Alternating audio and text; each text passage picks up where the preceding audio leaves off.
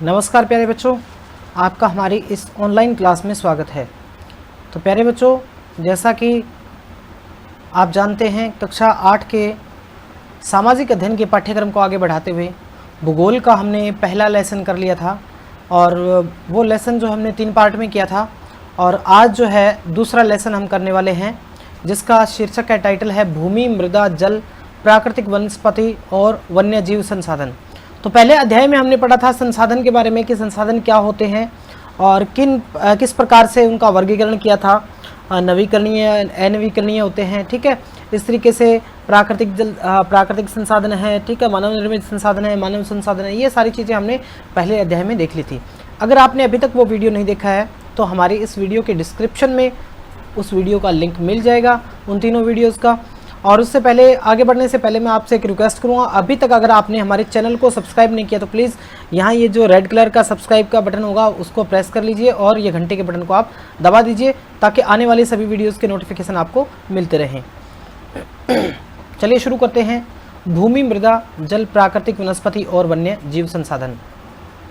देखिए, इसमें संसाधन तो आपने समझ लिया था और अब जो है हम समझेंगे एक उदाहरण के द्वारा, एक उदाहरण के माध्यम से कि किस प्रकार से संसाधनों का जो है असमान वितरण है और किस प्रकार से तंजानिया जो कि अफ्रीका में है, एक देश है छोटा सा। तंजानिया के एक छोटे से गांव में मांबा पानी लाने के लिए प्रातः शीघ्र उठती है।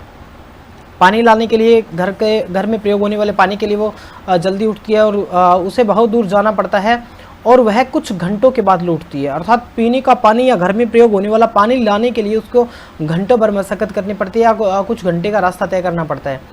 उसके उपरांत वह घर के कार्यों में अपनी माँ का हाथ बंटाती है और अपने भाइयों की बकरियों की देखभाल करने में मदद करती है। अर्थात उसके बाद में वो घर में भी हाथ बंटाती है और उसके भाई जो हैं वो बकरी चराते हैं, उनकी भी देखभाल में मदद करती है। उसके पूरे परिवार के पास उसकी छोटी झोंपड़ी के चारों और चट्टानी भूमि का एक भाग है। उसका जो परिवार रहता है, उसकी झोंपड़ी जो है उसके परिवार की, उसके चारों ओर चट्टानी भूमि। अब देखिए, चट्टानी भूमि होती है, वहाँ काफ़ी कम जो है वनस्पति होती है, काफ़ी कम उपजाऊ भूमि होती है। मांबा के पिता कठिन परिश्रम के बाद मात्र कुछ मक्का और सेम ही उगा सकते हैं। मक्का और सेम के बीच कुछ ही, मतलब थोड़े से उनके पास ज़मीन है और उसमें बहुत ही कम मात्रा में उगा सकते हैं। फिर भी यह उनके परिवार के साल भर के खाने के लिए पर्याप्त नहीं होता। अर्थात वो जो काम करते हैं खेत में, वो साल भर के खाने के लिए भी पर्याप्त अनाज नहीं हो पाता। जबकि दूसरे उदाहरण में क्या है, पीटर न्यूजीलैंड के भेड़ पालन प्रदेश के मध्यवर्ती भाग में रहता है, जहां उसका परिवार ऊन प्रक्रमण करने का कारखाना चलाता है। अब देखिए, ये तंजानिया अफ्रीका की बात चल रही है, दूसरे उदाहरण में बात चल रही है न्यूजीलैंड की। पीटर जो है वो न्यूजीलैंड में जहाँ भेड़ पालन को प्राथमिकता दी जाती है, वहाँ उस भेड़ पालन वाले क्षेत्र में ऊन का एक कारखाना चलाते हैं। प्रतिदिन जब पीटर स्कूल से लौटता है, वह अपने चाचा को अपनी भेड़ों की देखभाल करते हुए देखता है। यानी उसके चाचा जो है वो भेड़ों की देखभाल करते हैं। उनका भेड़ों का बाड़ा कुछ दूरी पर पहाड़ियों से लगे हुए एक विस्तृत घास के मैदान पर स्थित है। देखिए, घास के मैदान, आप देखिए उनके पास भेड़ें हैं और उनके पास विस्तृत घास का मैदान भी है और वहाँ नवीनतम प्रौद्योगिकी का उपयोग करके, यानी न्यू टेक्नोलॉजी का उपयोग करके, माफ कीजिएगा, नई तकनीकी का उपयोग करते हुए एक वैज्ञानिक विधि से इसका प्रबंध किया जाता है। यानी टोटल जो कारखाना है वो वैज्ञानिक गतिविधि से, वैज्ञानिक विधि से इसका जो मैनेज किया जाता है। पीटर का परिवार जैविक कृषि द्वारा सब्जियां भी उगाता है। यानी जैविक कृषि करते हैं, वो खाद जो जीवों आदि, भेड़ बकरियों आदि की जो गोबर की जो खाद होती है उससे, और जो है वो प्राकृतिक तरीके से वो क्या है, सब्जियां भी उगाता है। अब देखिए, यहाँ दो भिन्न भिन्न स्थानों पर रहने वाले लोग हैं। अब आपने देखा पहले उदाहरण के अंदर कि यहाँ तो वो काम करते, बहुत ज़्यादा मेहनत करते हैं, फिर भी साल भर में उनके लिए खाने के लिए पर्याप्त अनाज नहीं उत्पन्न हो पाता। और दूसरे में जहाँ क्या है कि वहाँ वो भी भेड़ बकरियाँ पालने वाले क्षेत्र में है और वहाँ पर क्या है वो उनका कारखाना चलाते हैं। तो देखिए, इनमें अंतर क्या है, ये साथ में सब्जियाँ भी उगाते हैं। अब देखिए, मांबा और पीटर विश्व के दो विभिन्न स्थानों में रहते हैं और उनके जीवन व्यतीत करने में बहुत अंतर है, बिल्कुल अंतर है। यह विभिन्नता भूमि की गुणवत्ता, मृदा, जल, प्राकृतिक वनस्पति, प्राणियों तथा प्रौद्योगिकी के उपयोग की भिन्नता के कारण है। आपने सोचा होगा कि ये इतना अंतर क्यों है। भाई ये भी भेड़ बकरियां वाले स्थान पर ही रहते हैं और ये भी उसी स्थान पर रहते हैं, लेकिन दोनों के जीवन में बहुत ज़्यादा अंतर है क्योंकि इनको पानी लेने बहुत दूर जाना पड़ता है, ठीक है। और ये स्कूल भी जाता है, लेकिन जबकि ऐसे यहाँ कोई जिक्र नहीं है कि वो स्कूल भी जाती है एक लड़की। तो ये अंतर किस कारण है? ये अंतर है वहाँ के भूमि की गुणवत्ता। भूमि की गुणवत्ता का अर्थ है यहाँ जो है वो क्या है, जो है भूमि जो है वो पथरीली भूमि बताई है, पथरीली भूमि यानी चट्टानी भूमि है, तो इस कारण यहाँ वनस्पति भी नहीं होती। लेकिन यहाँ जो बताई है न्यूजीलैंड में, यहाँ क्या बताया, यहाँ इन्होंने कहा है कि यहाँ घास के विस्तृत मैदान हैं, तो ये अंतर हो गया। दूसरा मृदा, मिट्टी का अंतर, जल का अंतर, प्राकृतिक वनस्पति, प्राणियों और प्रौद्योगिकी। अफ्रीका में वहाँ जहाँ ये रहते हैं वहाँ पर टेक्नोलॉजी नहीं है, पानी लेने भी घर से बहुत दूर जाना पड़ता है, घंटों घंटों उनको लगते हैं, ठीक है। और उनको अनाज उगाने में भी काफ़ी दिक्कत होती है क्योंकि चट्टानी भूमि है। तो ये सारे अंतर हैं, इन अंतरों के कारण इन दोनों के जीवन में अंतर है।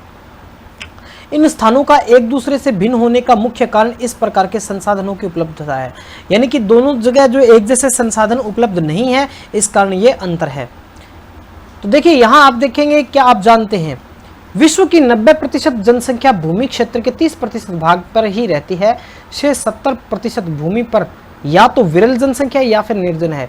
देखिए पूरी पृथ्वी है, इस गोले को पूरी पृथ्वी मान लेते हैं, इसके 70% जो भाग है उस 70% भाग पर तो पानी है, बाकी जो 30% रहा उसी 30% भाग का जो 30% है, बाकी बच्चे जो भूमि वाला भाग है उसके 30% भाग पर 70% जो है जनसंख्या निवास करती है, और बाकी जो 70% रह जाता है उस 30% का, उसमें या तो बहुत कम जनसंख्या है या फिर जनसंख्या बिल्कुल भी नहीं है।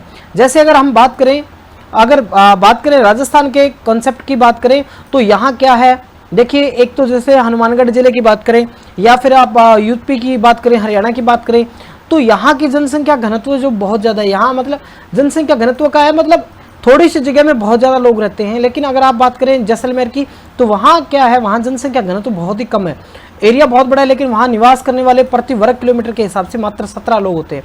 तो ये जो है वो 70% भूमि ऐसी है जहाँ पर या तो जनसंख्या बिल्कुल भी नहीं है या फिर जनसंख्या बहुत कम है, और बाकी जो 30% हिस्सा बच गया उस पर बहुत ज़्यादा जनसंख्या है। उसका कारण ये है कि वहाँ 30% जनसंख्या जहाँ बहुत ज़्यादा लोग निवास करते हैं, वहाँ ये जैसे कृषि आदि के लिए या तो नदियाँ हैं, समतल भूमि है, उपजाऊ मिट्टी है, ठीक है, इस तरह की चीज़ें हैं। और इस तरह की चीज़ें जहाँ होंगी, जहाँ नदियाँ हैं वहाँ कृषि होगी, कृषि होगी तो वहाँ कृषि आधारित उद्योग भी होंगे, और उद्योग होंगे तो वहाँ शहर भी बसेंगे, शहर बसेंगे वहाँ लोग आएंगे। तो इस तरीके से यहाँ जो 30% भूमि है वहाँ पर बहुत ज़्यादा लोग निवास करते हैं।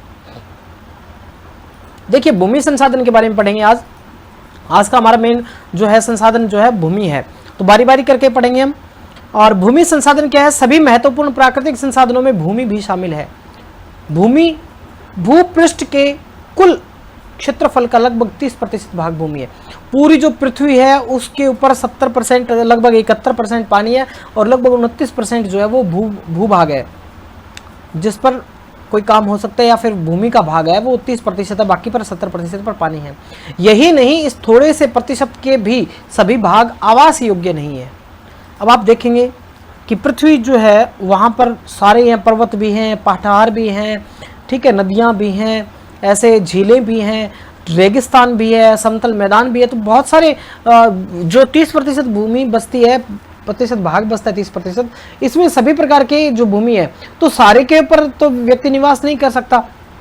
मुख्य भूमि और जलवायु के भिन्न भिन्न लक्षणों के कारण विश्व के विभिन्न भागों में जनसंख्या का वितरण असमान पाया जाता है। यानी कि मुख्य भूमि जो है, भूमि और जलवायु, इन दोनों के अंदर भिन्नता होने के कारण हर एक जगह जनसंख्या जो है समान रूप से नहीं पाई जाती।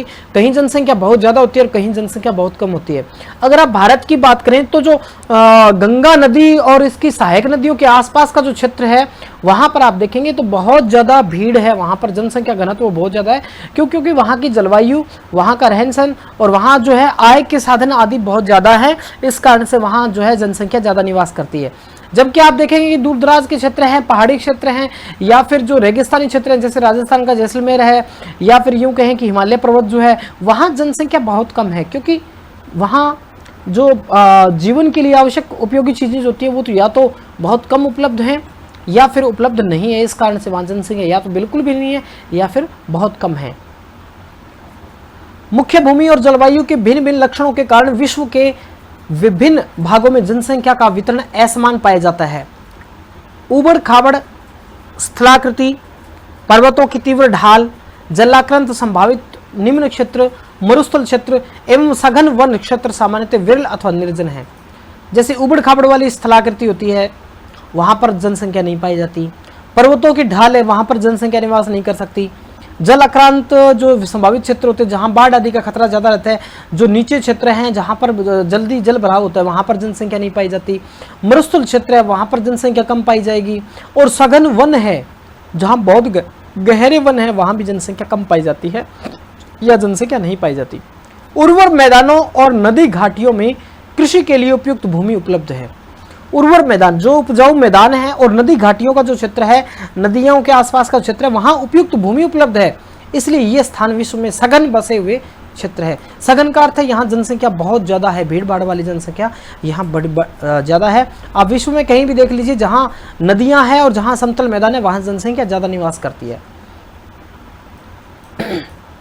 दूसरा, अगर बात करें भूमि उपयोग की, भूमि का उपयोग विभिन्न कार्यों के लिए किया जाता है। जैसे सामान्यतः हम देखते हैं कृषि के लिए किया जाता है, वानिकी अर्थात वन आदि, बगीचे आदि लगाने के लिए, वन आदि लगाने के लिए, खनन के लिए।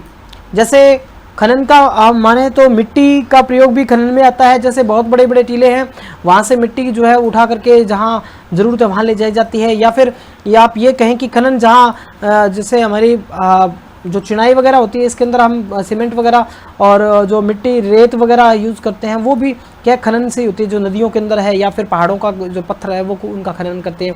सड़कों के लिए और उद्योगों की स्थापना, इन सभी के लिए भूमि का उपयोग किया जाता है। साधारणतः इसे भूमि उपयोग कहते हैं। क्या आप मांबा और पीटर के परिवारों के भूमि उपयोग के विभिन्न तरीकों की सूची बना सकते हैं? अब देखिए बच्चों, आपके लिए होमवर्क का पहला क्वेश्चन यही है कि आप देखेंगे, दोनों की कंपेयर करेंगे या फिर दोनों के बारे में सोचेंगे कि एक तो पहाड़ी क्षेत्र में रहता है, एक जो है वो समतल क्षेत्र है जहाँ मैदान भी है, जहाँ घास भी है। इन दोनों के अंदर वो लोग किस किस तरीके से भूमि का प्रयोग करते होंगे, क्या क्या भूमि का प्रयोग करते होंगे, वो आपने एक सूची बनानी है, दोनों की अलग अलग से, पीटर की और मांबा दोनों की बनानी है आपने, ठीक है। भूमि का उपयोग भौतिक कारकों द्वारा निर्धारित किया जाता है।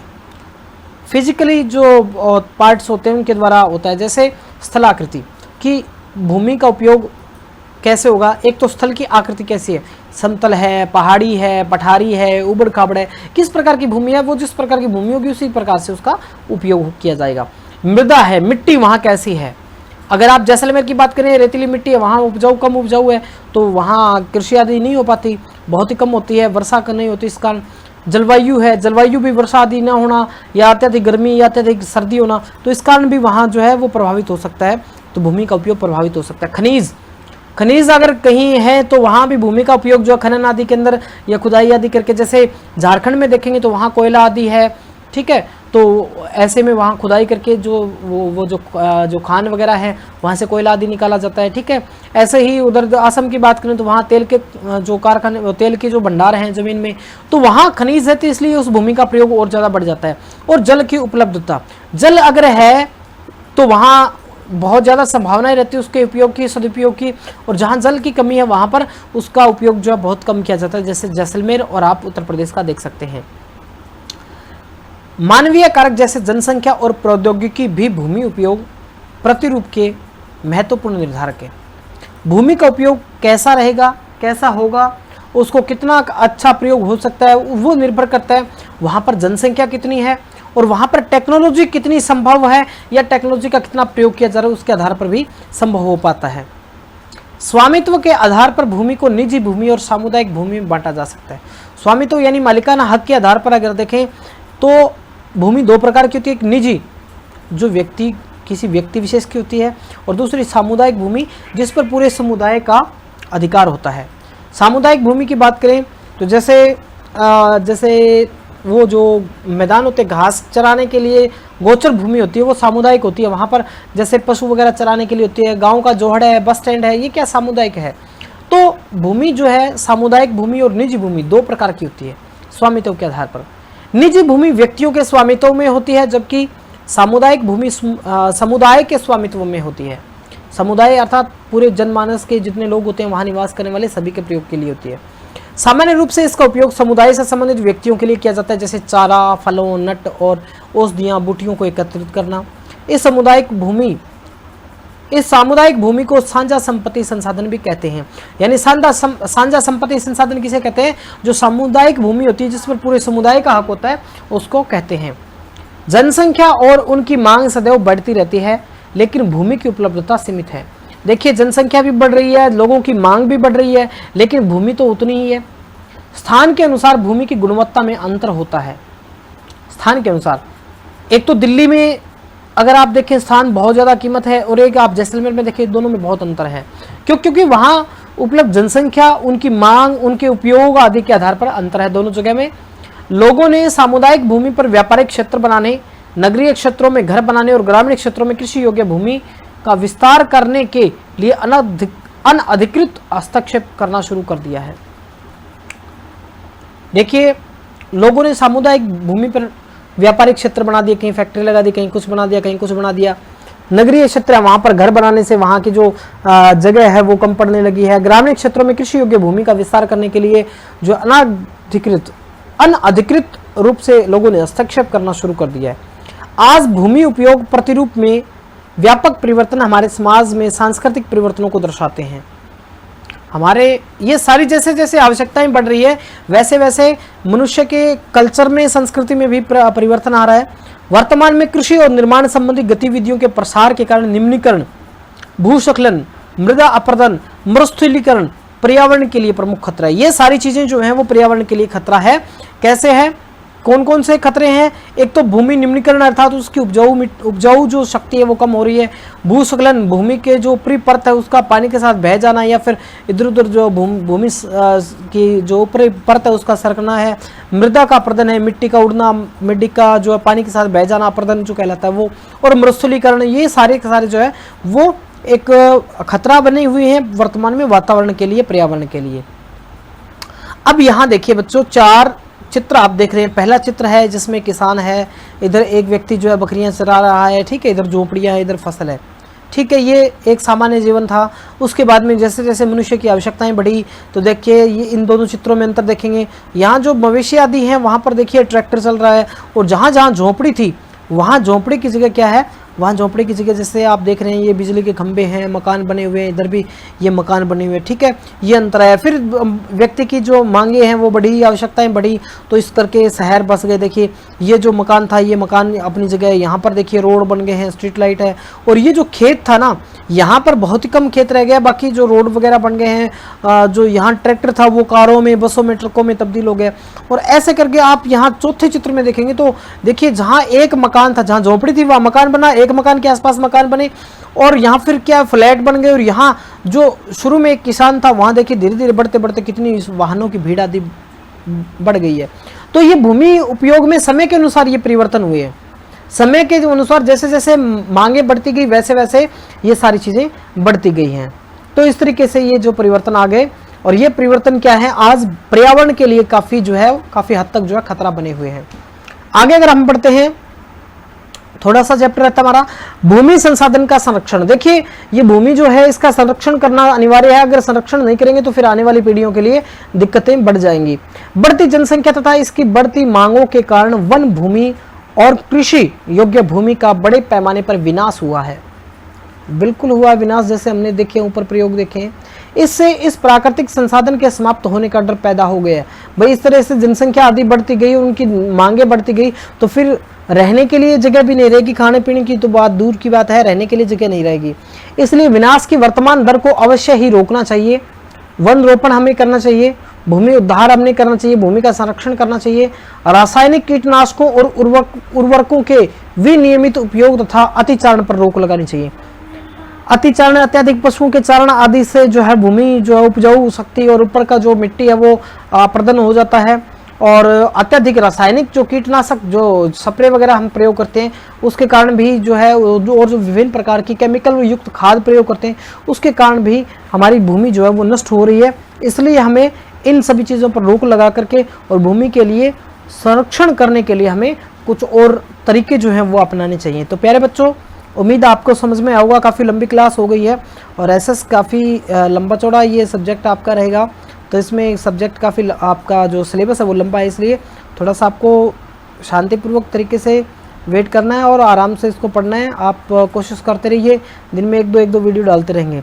वीडियो देखने के लिए बहुत बहुत धन्यवाद। अगर आपने अभी तक हमारे चैनल को सब्सक्राइब नहीं किया तो प्लीज़ सब्सक्राइब कर लीजिए। इस वीडियो को लाइक करना ना भूलिए और अपने दोस्तों के साथ इसको ज़रूर शेयर कीजिएगा। वीडियो देखने के लिए बहुत बहुत धन्यवाद।